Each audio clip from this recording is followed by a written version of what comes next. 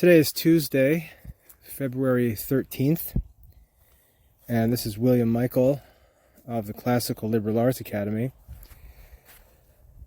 Today, I'd like to talk at a little more length about something that I wrote about the other day on the private blog that I use to post all of my personal stuff. If you're interested, it's at WCM, those are my initials, WCM at classicalliberarts.com.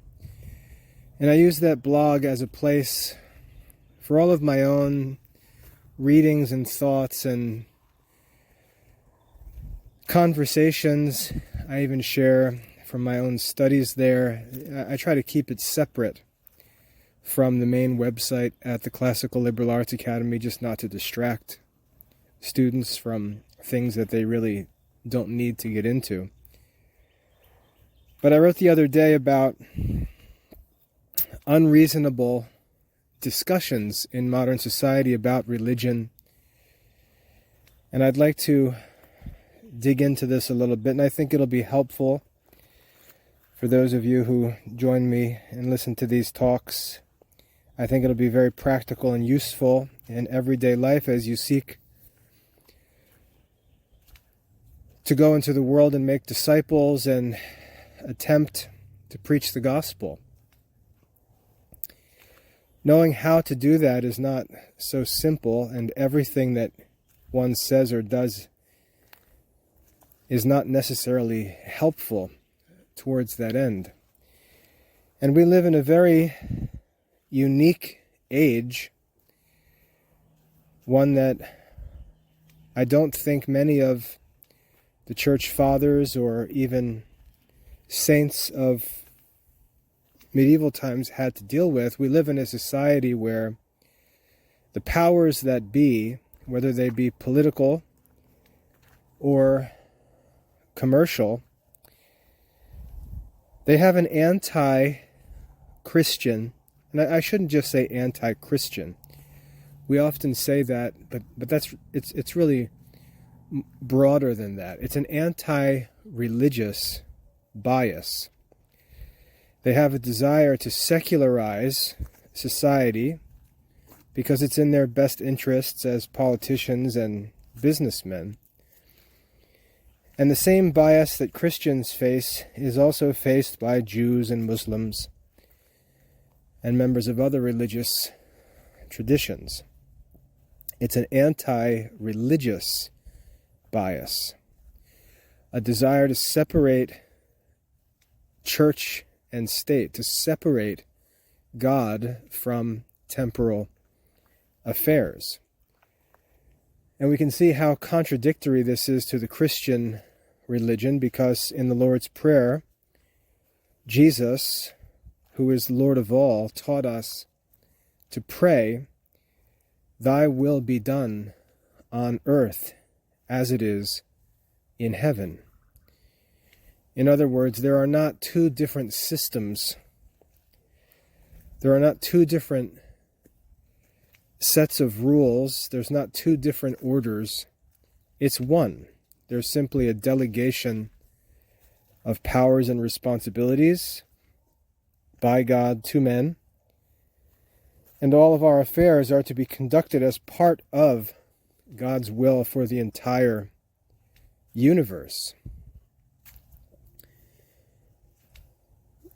But worldly-minded, selfish, short-sighted, materialistic, prideful, in general sinful men want nothing to do with that idea of religious, temporal affairs, because religion brings with it moral obligations. It brings with it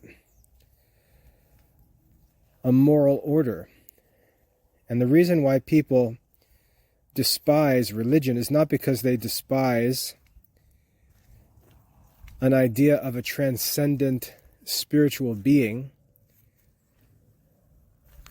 It's because they despise the idea of a transcendent spiritual being who is also just, holy, loving, and so on, and who threatens to punish those who do not follow his commands.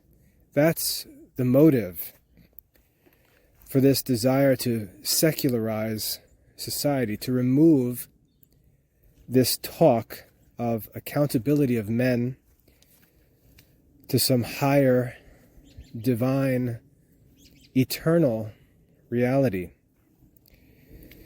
And so as society, by all of these modern forces, all of these modern ideas like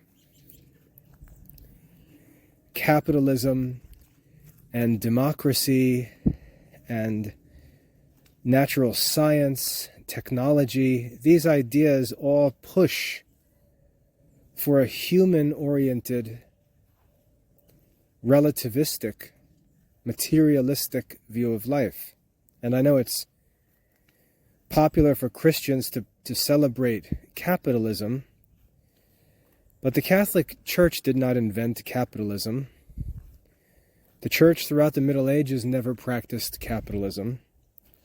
And just because socialism or communism is bad, it doesn't follow that capitalism is good. The idea of capitalism is really just democracy applied to business. Just as the people are given control of the laws and the courts and the military and the resources in a democratic state, so the people, that is the market, are given control of economic affairs. And the idea is that the people should be left free to vote, to seek their own will by means of voting in the political sphere and by means of buying in the economic sphere. So you can see they're both forms of democracy, and both of them really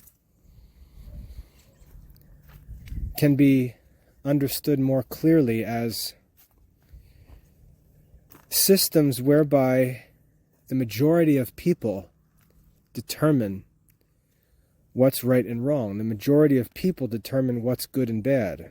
The majority of people determine what's done and what's not done. And it goes further than that, where the majority of people decide what can be said and what can't be said, what can be practiced and what cannot be practiced, what can be believed and what cannot be believed, and so on.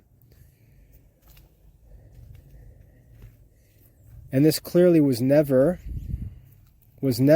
taught as God's will in any Christian generation, any generation since the founding of the Christian church. It was never taught by Islam. It was never taught by Judaism.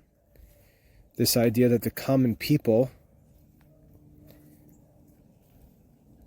which used to be called the mob, should rule. In fact, we use the term mob rule as a kind of criticism. And yet the society we live in is, in fact, mob rule. Now, some will try to defend the American Constitution, and they'll say things, oh, well, it's not a democracy, it's a constitutional republic. But this is irrelevant because the people still elect each part of that government. It's just a divided democracy. It's a democracy that's divided into different layers, and each layer is elected separately, so because of different details of how the officials are elected, those different divisions or branches of government can wrestle with each other for control. And we call that checks and balances. But it's still ultimately a democratic system. It's just sort of a tiered or layered democratic system. And this is why Christians live with so much vexation in modern American society, because they try to promote Christian values in a society where no one by the Constitution or laws of that society are obligated to observe any Christian moral values. And you've got these narratives taught by schools that the American founders were Christians and that this was a Christian country and that it's based on Christian ideas, and that's really just naive, if not deluded. The Christian church already existed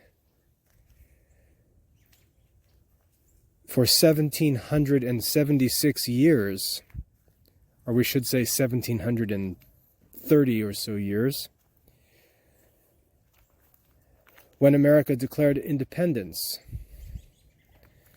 And from whom did the American founders declare independence? They declared independence from the king of a Christian monarchy.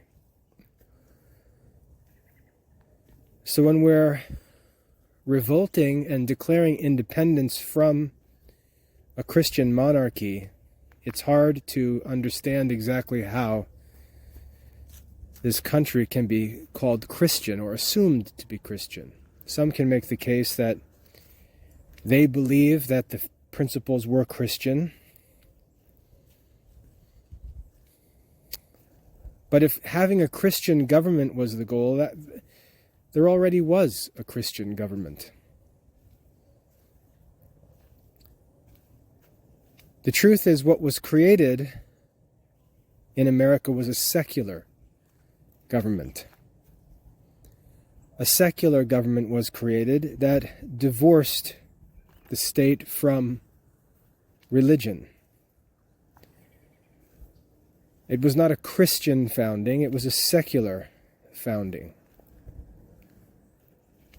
And built into the Constitution of this country is a secularism that has simply worked itself out over time and continues to work itself out. And we see, it seems, things get worse and worse from a Christian perspective. And that's no coincidence. That is the outworking of the short-sighted scheme of the Founding Fathers. What we're seeing is the unfolding of a secular society that was founded in 1776.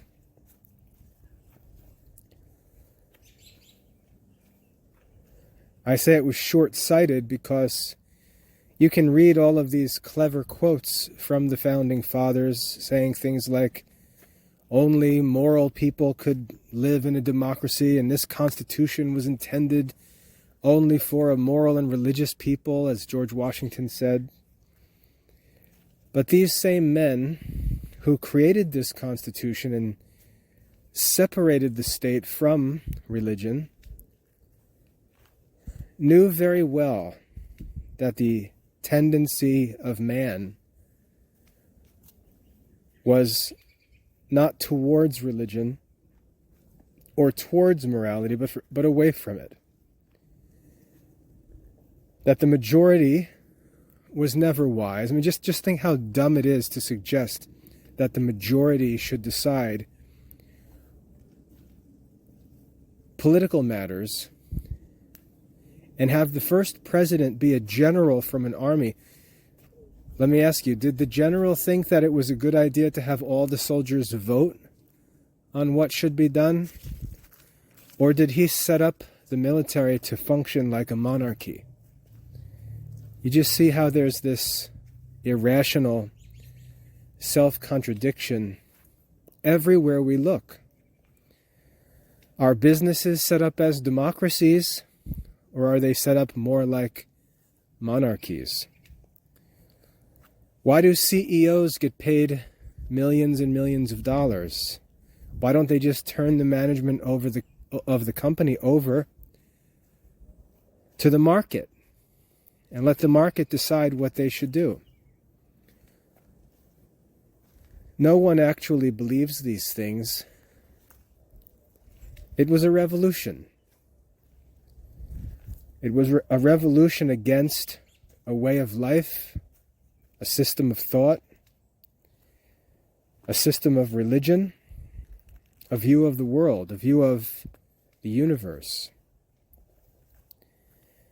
And it's unfolding before us, election cycle by election cycle. And I would argue that it's getting uglier and uglier. There's no way to even make sense out of things that we see going on. There's no way to make sense of allowing millions of immigrants to come into the country illegally. It makes no sense why our senators this morning voted to send $100 billion of American taxpayer money to other countries. These things make no sense. And we live with this feeling of increasing powerlessness as we watch this secular society unfold. Now, my belief, if I want to play prophet a little bit, my belief of what is going to happen, I think, is similar to what happened to my mother recently.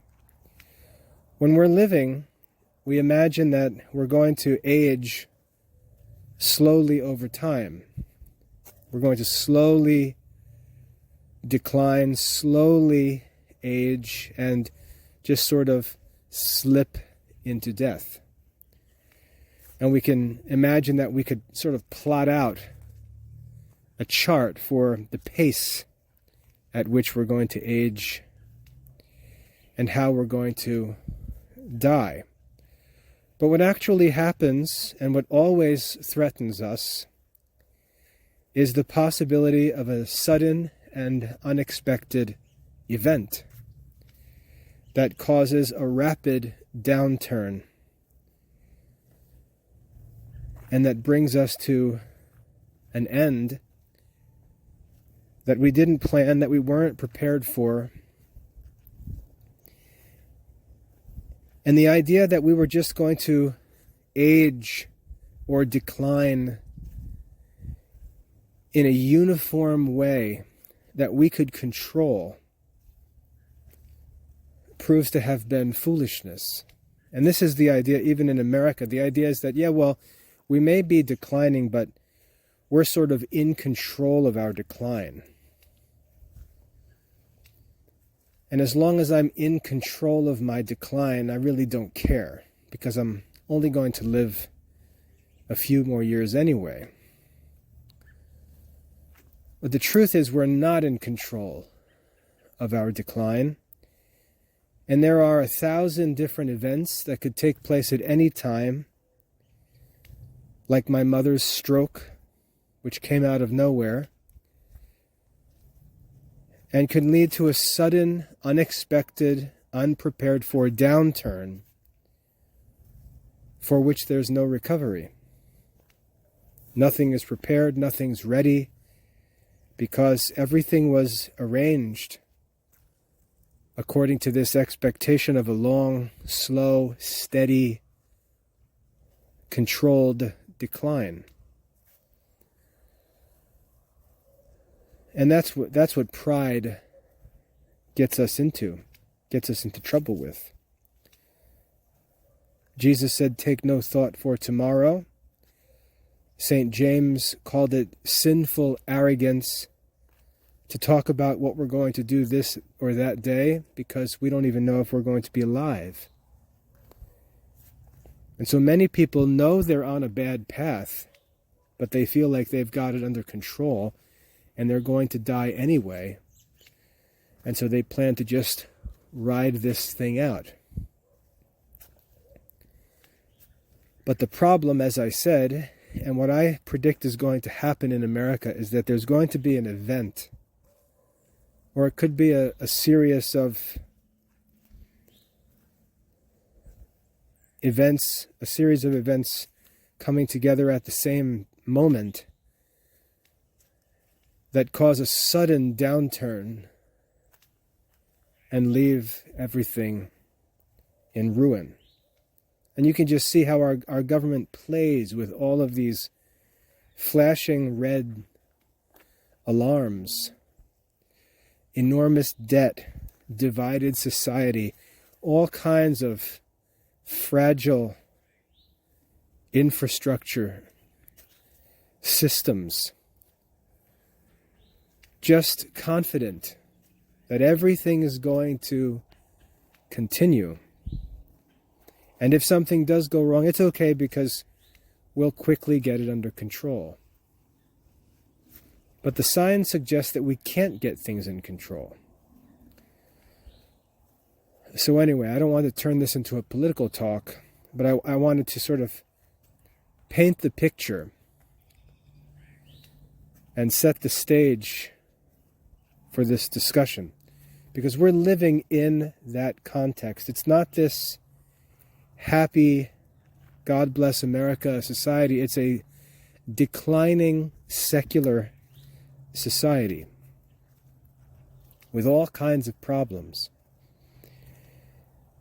And the cause of these problems is its abandonment of religion. It's freedom not of religion, but freedom from religion. That's the cause of the decline of American society, and it's going to continue.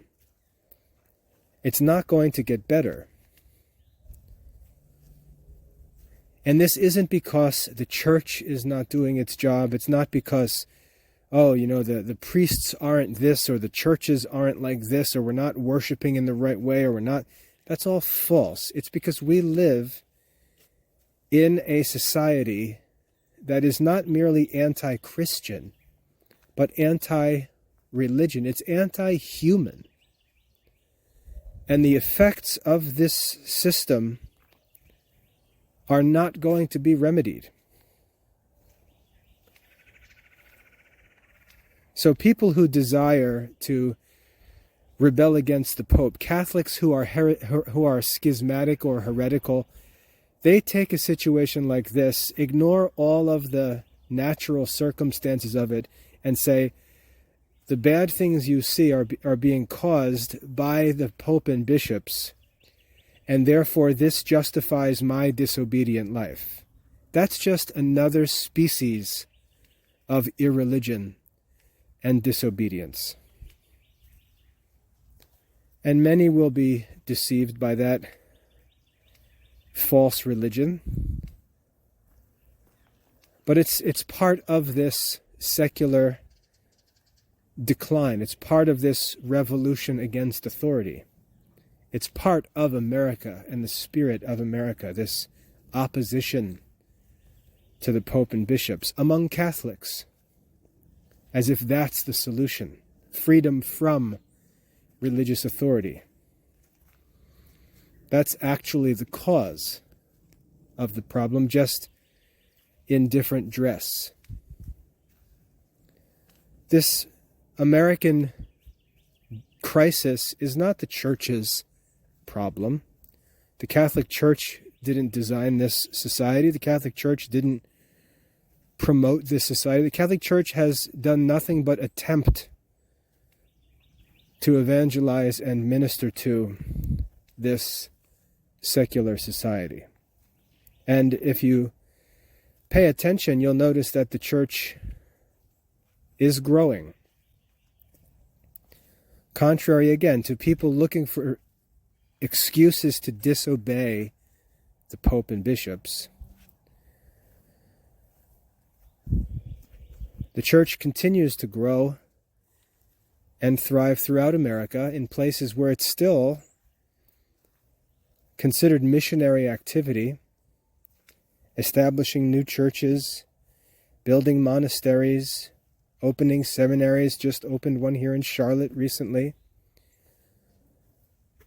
This American wilderness, as it were, is being evangelized and ministered to by the church. It's not the church's problem. The negative effects and this decline that we're observing in America is owed to its rejection of true religion. And by true religion, I'll even open that broadly enough to include Jewish and Muslim traditions as just religion.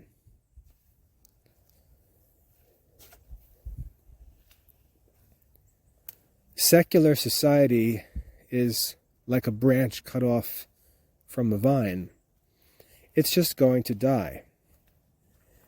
And over the past 250 years, while there has been an appearance of growth, it's deceiving.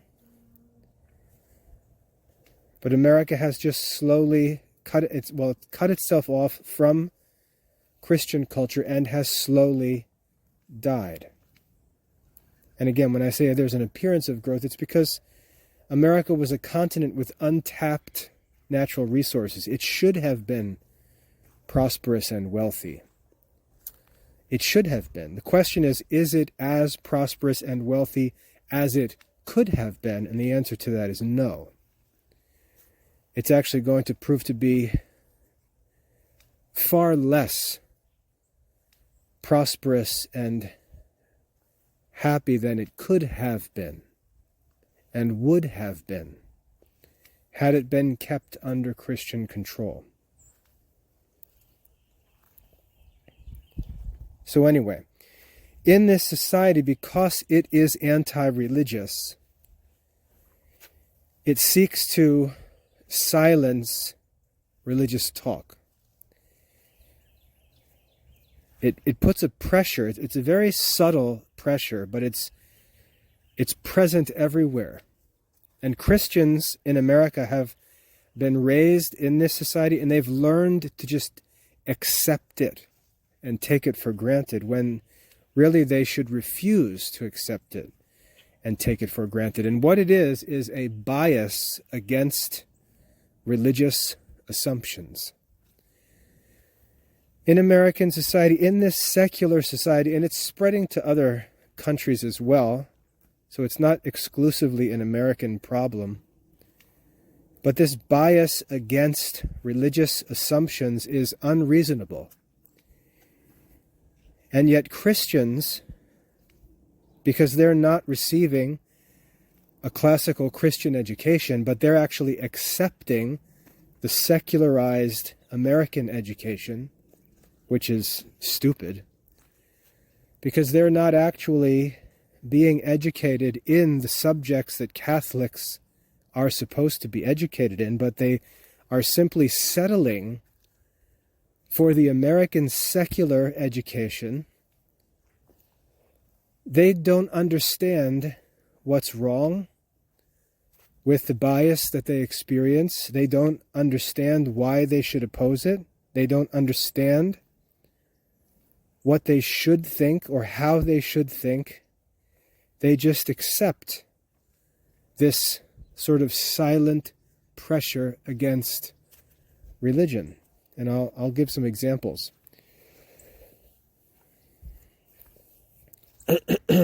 In secular society, where they attempt to make science appear to be the standard of truth, even though that's false, what will happen is that when a person makes a religious statement or has a religious assumption, it will be challenged in American society. A religious assumption will be challenged by a demand for evidence. Americans will ask religious people, again, whether they're Christians, Muslims, Jews, any religion, they will ask for evidence that their religious statement or religious assumption is true.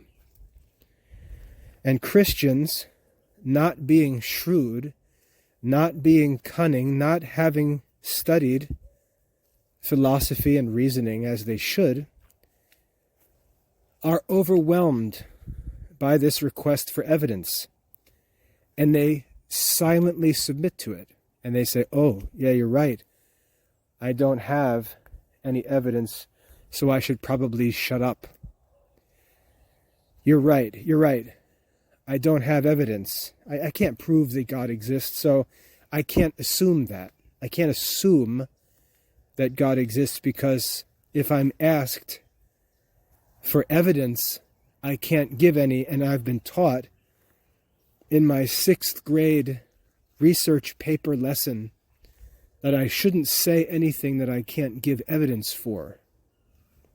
And since I can't give evidence that proves God's existence, I should not assert that God exists. I should not assume that God exists. And so the Christian accepts this pressure and silences. Now, those who think they're clever will go and get something like St. Thomas's proofs for the existence of God and think that that's the solution, but it's not. It's not. Remember, the Summa Theologica was not written for unbelievers. The Summa Theologica was written for Christians. The purpose of St. Thomas's proofs for the existence of God was not to persuade an unbeliever. They were to help Christians who already believe to understand why it's reasonable for them to believe. Faith is a gift. You do not believe in the existence of God because of St. Thomas's proofs. It's the other way around. You believe because God gave you the grace of faith. St. Thomas's proofs explain to you why that faith is not contrary to reason. Those proofs for the existence of God are proofs for people who already believe.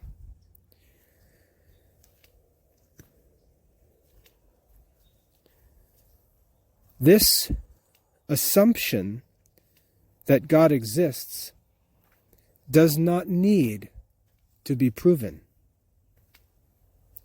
The assumption that God exists does not need to be proven. You and I have every right to assume that God exists. You and I have every right to assume that God exists. And I'll explain what I mean by that. When someone says to you, you cannot assume that God exists, you cannot assert that God exists unless you can give evidence, that person is wrong. He's wrong. That person has probably never studied the art of reasoning. He's just making up rules, and Dum the Christian is accepting these rules. I watch my own kids, and I've got a couple of kids who are naive and another few kids who are crafty, and they'll sit down to play a game, and I'll hear them talking. And you can hear the naive one asking what the rules are, and the crafty one making the rules up as they play. The Christians are like the naive kids. You're involved in a game, and you're asking your opponent, or letting your opponent, make the rules as the game goes on. And you're sitting there like a dope, just going along with it. Oh, okay. Oh, so I can't assume. Oh, okay. Who in the world said that that's true? That you can't assume the existence of God? Of course you can, and here's why. Materially speaking, physically speaking, you cannot demonstrate that God exists. And so what the materialist or the secular person says is true. You cannot demonstrate materially or intellectually that God exists. He's right. But his conclusion that therefore you cannot assume that God exists is false. And here's why. The existence of God is beyond the reach of human reason. Now we can see things that happen and exist in the world, and we can reason about them and draw conclusions. We can draw conclusions about the causes based on the effects. But we can't materially or physically demonstrate the existence of God. And the reason why is because God is not a body. God is not made of matter. He's not physical. He's not material. Therefore, it's irrational to even ask someone to demonstrate the existence of God when that demonstration requires some kind of material or physical evidence. It makes no sense that there would be physical or material evidence of the existence of God. So the demand for such evidence is irrational. Now you may say, well, hold on a second. Maybe he's not asking for material or physical evidence. Maybe he's asking for some kind of rational or intellectual evidence that God exists. That's impossible also, because everything that we know as human beings is known through the senses. It may exist in our mind. It may be imagined. We may have a mental image or an idea, or even have a name with a definition. But all of those things originate in our senses. That's how we learn. And so even if I was going to make some kind of intellectual argument, I would still need to begin with the senses and material things. And it's not necessarily true that I would be able to prove or demonstrate the existence of an invisible, infinite, eternal, unchangeable, unmovable deity. But here's the bigger problem. I am not allowed to assume that God exists. But my opponent, by the same standards, is also not allowed to assume that God does not exist. The secular person is not to be allowed to assume that God does not exist for the same reason that I am not allowed to assume that God does exist. So if he's going to establish a standard that tells me that I cannot assume God exists, that same standard, if Christians were shrewd and not dum-dums, they would know to turn that same standard around and hold the secular person accountable to it and say, you can't assume that God does not exist unless you can give evidence that God does not exist. And how can you give evidence that God does not exist? Well, very simple. If I said, my wife is not in my house, and you said, well, you can't just assume that, you have to prove it. I would say, okay, well, let's go. Let's go look. We will investigate every space in my home, and after we have completely investigated the entire house, every spot, every space, every nook and cranny, every corner, closet, attic space, basement space, we will be able to assert with evidence that my wife is not in the house. Now, If a secular person looking for evidence asserts that God does not exist, the only way that he could demonstrate that to be true would be to conduct an investigation of the entire material universe and prove that God is not present in any place in the entire material universe. And he cannot do that. And because he cannot prove that God does not exist, just as we cannot prove that God does exist, neither of us can assume what we do. Neither of us can make this assumption. I cannot assume that God does exist, and he cannot assume that God does not exist. That's how Christians should respond. So this leads us to a new question. Well, if I can't assume that God does exist because I cannot produce evidence, and he cannot assume God does not exist because he cannot produce evidence either, then what can we do? We can use a different kind of reasoning. Demonstrative reasoning will not work. Demonstrative reasoning will not work, especially if we want to concede to this sort of scientific idea of proof. Demonstrative reasoning, where we demonstrate something to be necessarily true, may not be possible, and that's okay, because we've got other kinds of reasoning that we can use.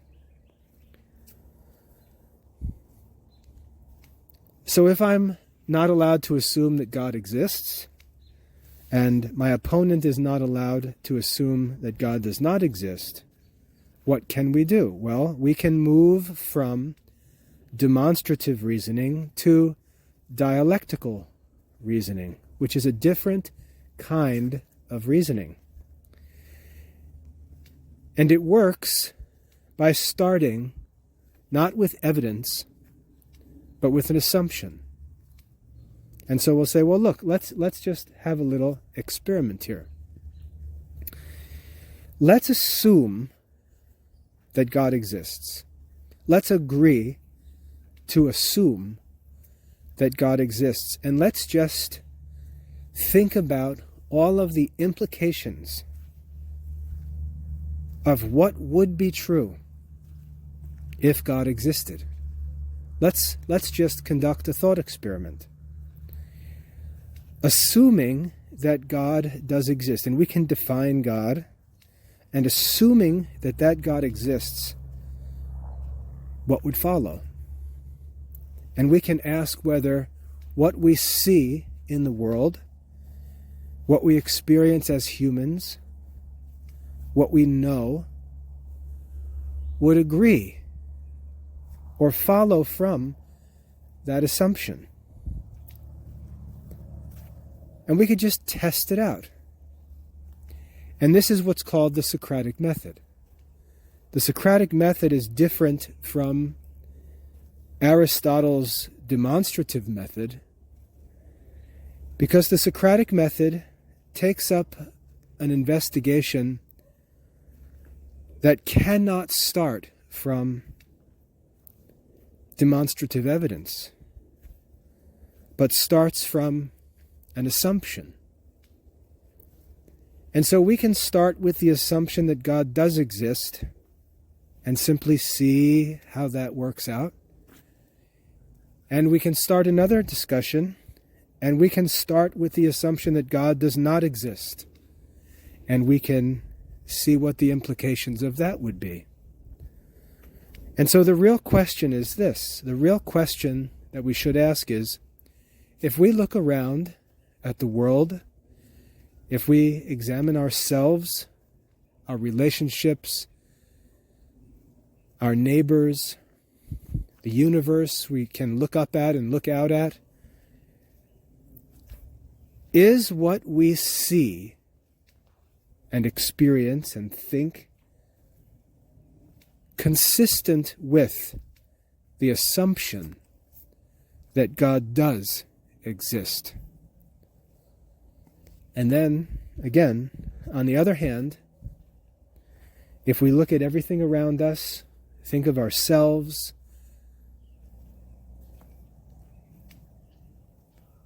and ask the question, does everything we see, everything we know, everything we experience, does it follow from or agree with the assumption that God does not exist? And if we started those investigations, we would find, as the ancients found, which is why modern schools don't teach the ancients, we would find, as the ancients found, that if you start with the assumption that God does not exist, the world as we know it will contradict that assumption.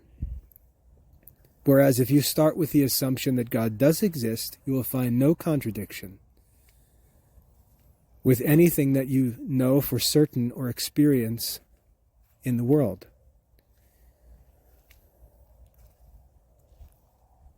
Now, this is why, if you read someone like St. Augustine, it can be very frustrating to read St. Augustine if you're not already a Christian, because he assumes the existence of God without apology. He assumes the existence of God. And it's funny because in my Harvard philosophy class right now, we'll be reading a passage from Augustine, and the students will pick up on these assumptions, and the students will object. The students will object, and they'll say, well, how does Augustine have a right to assume blah, blah, blah, blah, blah? And they present their objection as if it's intelligent, because after all, they study science and computers and math. And Augustine doesn't give any scientific evidence before he introduces this assumption. And they act as if what they're saying makes sense. And what they're not asking, what they should ask, is why would Augustine think that he didn't need evidence? And the reason why was because this assumption in philosophical history had already been proven to be acceptable as an assumption. And I'll give you an example. And again, in modern society where these things aren't studied, these examples are not known. In geometry, we learn definitions, axioms, and postulates at the beginning of the elements. And these are things that are more or less self-evident. They need no proof. And then what we do is we move one step at a time from those things that are known, and we simply allow reason to work upon them. And reason leads us to new conclusions, which is basically new knowledge. And we start with the first proposition. Is it possible to construct an equilateral triangle on a given straight line? And the answer is yes. Yes, we can construct an equilateral triangle if we're given a straight line.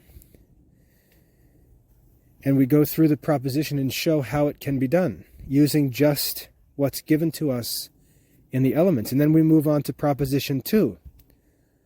And we say, well, is it possible to construct a line from a given point that's equal to another given straight line? And we say, geesh, how can we do this given the elements?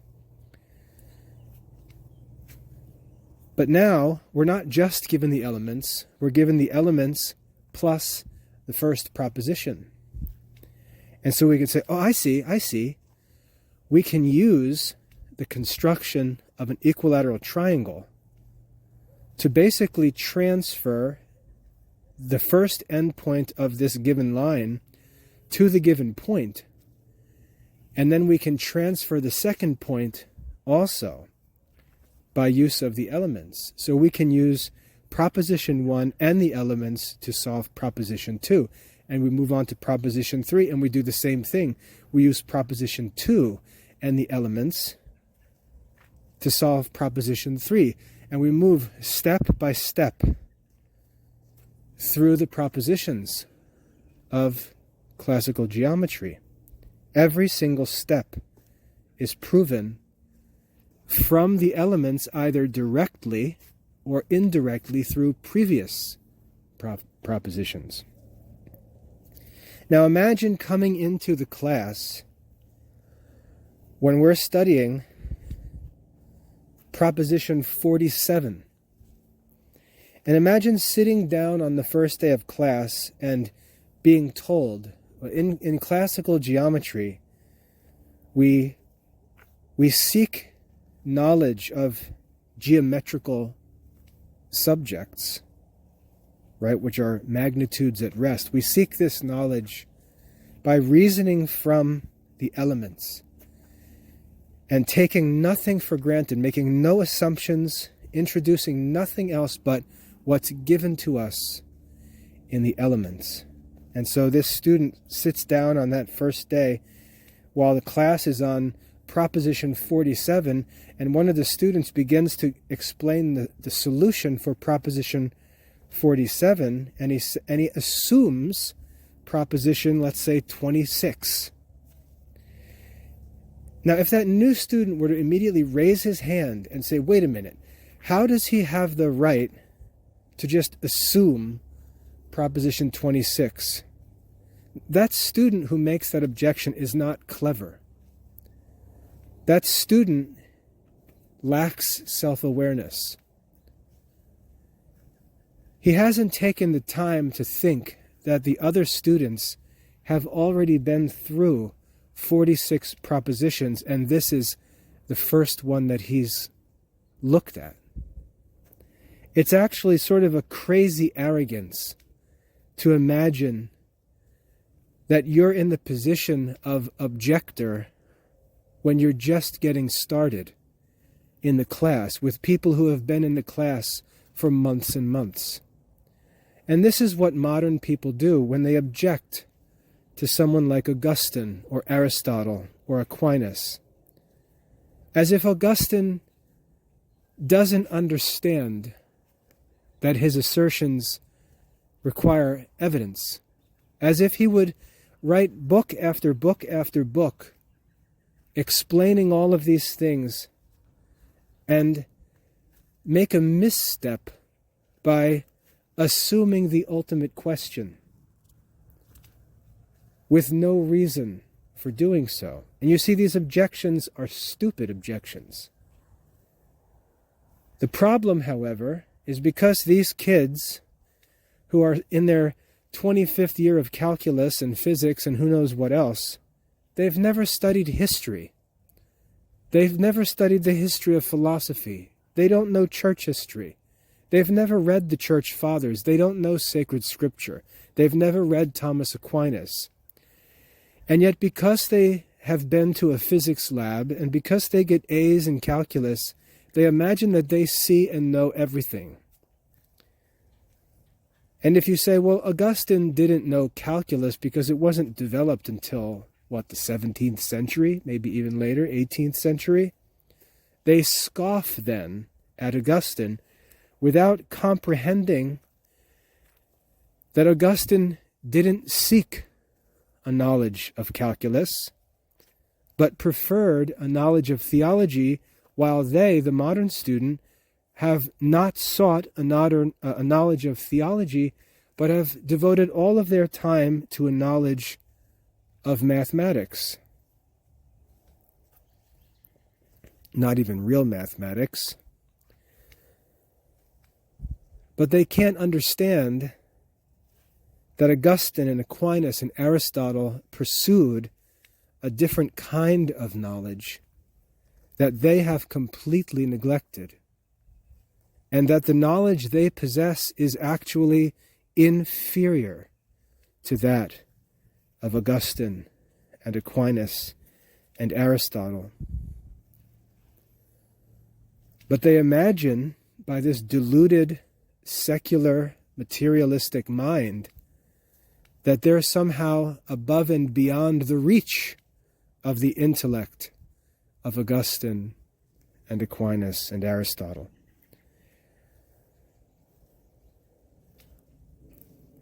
And when they object to this and they say, what right does he have to assume that God exists?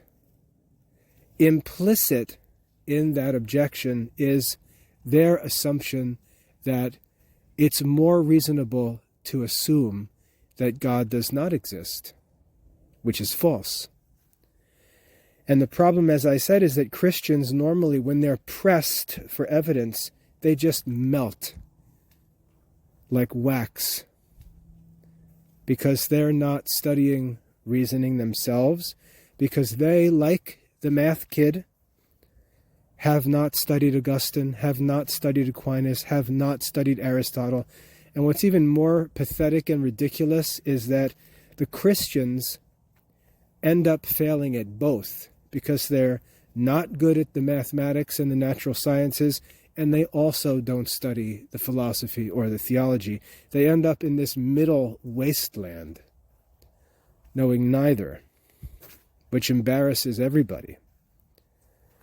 And so the math kids end up making the Christians look like fools, and they imagine that they're actually confounding and defeating Christianity because of these unprepared and ignorant Christians that have no idea how to respond, because they're completely ignorant of the Christian intellectual tradition. And this is why this scientific, mathematical, technical crowd in America becomes so arrogant. They're just so used to dealing with these dumb Christians. And if we would study what we're supposed to study, not only would we be seeking a superior kind of knowledge, a knowledge of superior subjects, but we would also understand how to respond to those who scoff at things they don't understand. Socrates did this. Socrates was able to take a so-called specialist and show him how ignorant he was by asking him questions. And again, this wasn't some, again, you've got this ignorant, fake classical education movement today where we imagine that the Socratic method is just like class discussion where we talk about the Iliad. That's not the Socratic method. The Socratic method is a type of reasoning. It's a type of reasoning that I described before, where we cannot begin with demonstrated or self-evident truths, but we're left with two sides of a contradiction, neither of which is certain. And we take up or assume one of those contradictions and just sort of see where it takes us. If it's false, it will lead us into all kinds of contradictions and troubles. If it's true, it will continue to lead us deeper and deeper into the truth. And this is what we find in Christianity. We find the assumption of God's existence leading us deeper and deeper and deeper until we find ourselves in the ocean of something like the Summa Theologica, just continuing to reason from those assumptions. And if we turn around and look at the secular society and say, where's your summa anything? We find no systematic knowledge, which is true science. We find no certitude. We find no correlation between assumptions and experiences. Instead, we find an even more absurd system of, I shouldn't say system because there's no order to it. We find an even more absurd set of beliefs being proposed to us than anything that would ever be asked of us by Christianity, which they scoff at. We say God created the world, they scoff at that, and then pitch this idea of billions of years of evolution and man coming from apes. How could a superior intellectual creature physically come from an inferior irrational creature? That's ridiculous. That doesn't even make sense. We argue that human beings came from an infinite, divine, omniscient creator. That actually makes sense. That's how things work. We find in the end that the creed of the secular society is nuts and contrary to everything that we know to be true. Whereas the creed of the Christian church is perfectly reasonable and applicable and in harmony with our experiences. And dialectically speaking, this is a proof for the truth of Christianity. Dialectically speaking, our experience proves evolution to be false. And I don't care how anyone tries to spin that. And if anybody would like to debate that, let's do it. Let's talk about it. Because it's ridiculous. But what Christians have to learn is that they have as much right to assume the existence of God and reason from it that any secular person has to assume that God does not exist and reason from that assumption. They have to learn to stand their ground and say, no, actually, I'm perfectly right to assume that because it's not knowable. It's perfectly right for me to assume that. That's perfectly reasonable because God's existence cannot be known. Just as it's perfectly acceptable for you to assume that God does not exist. That's perfectly reasonable for you to assume that. But please say so. Please say, I assume that God does not exist. Don't pretend to know that God does not exist because that's not true. Christians have to learn to stand their ground and, as it were, know their rights. You have the right to assume the existence of God, but you should make it clear that you are assuming the existence of God. And secondly, Christians have to break this cycle of neglecting classical Catholic studies. It's just the dumbest thing in the world. You have all of these Christians, all of these Catholics, I should say, talking about all kinds of saints, St. Thomas Aquinas, St. Dominic, St. Benedict, St. Ignatius of Loyola, on and on and on. Do you know that all of these saints have the same education? And do you know that you and your children don't have this education if you're not studying a classical Catholic education? How can you pretend to have an interest in the saints and completely neglect the curriculum that they not only studied, but taught, and not only taught, but actually helped to develop. Imagine St. Thomas Aquinas handing you a pile of books and saying, here, this is what I studied and taught. And you take them and look at them and say, nah, none of these are required, and just throw them all away. You might think that that's ridiculous. You might imagine that you would never do that. But look at your high school and college transcript. Look at the curriculum you're teaching your children.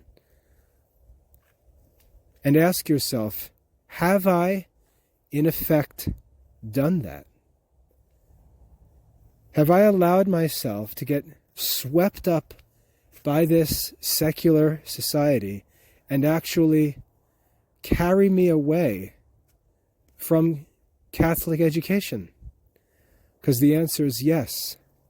I came to this realization young, thank God, when I was only 18 or so, and it was by grace.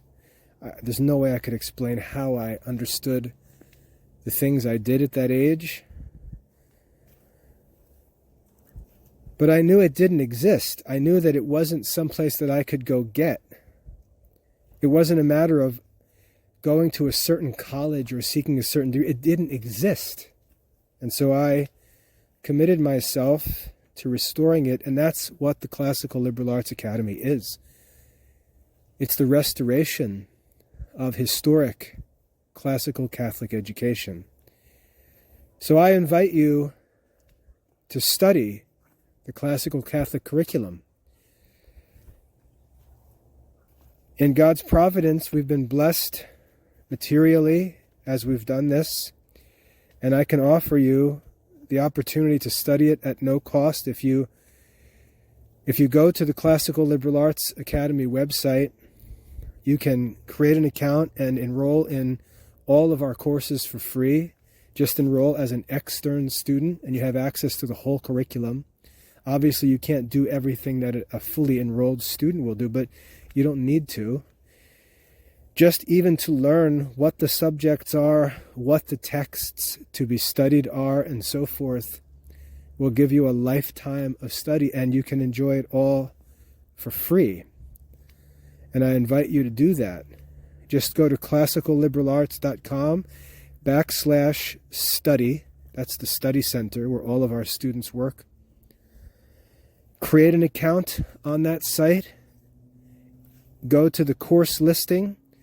Select any course that you're interested in, and you'll see that you're presented with enrollment options, and one of them will be extern enrollment. It's completely free. You just enter the enrollment key, extern, in lowercase letters, and that's it. You're in. You can enjoy the whole curriculum. I've worked for 25 years researching and putting this all back together, and it's all accessible to you by God's goodness at no cost. And we can all enjoy it and restore it and hopefully get our kids working in it so that they can enjoy the benefits of having years and years to get started in it before they even enter adulthood. So stand your ground as a Christian. Understand, again, I don't want to use this phrase because it's goofy, but know your rights. Logically, philosophically, you have the right to assume the existence of God, just as a secular person has a right to assume God does not exist. But any talk of evidence of such or demonstrative proof for such is simply not true. And if you just start with that one starting point and get this clearly in your mind and begin thinking about it as you talk to other people, and you'll start to see how it really begins to shed light on everything for you. And then just start working with it and see where this discussion leads you. And in the future, I'll try to continue building on this, and we'll get into this more and more. But anyway, I hope that's helpful, and I hope that it inspires you to take up the study of classical philosophy and classical reasoning. And again, invite you to join us and study at no cost in the Classical Liberal Arts Academy. God bless.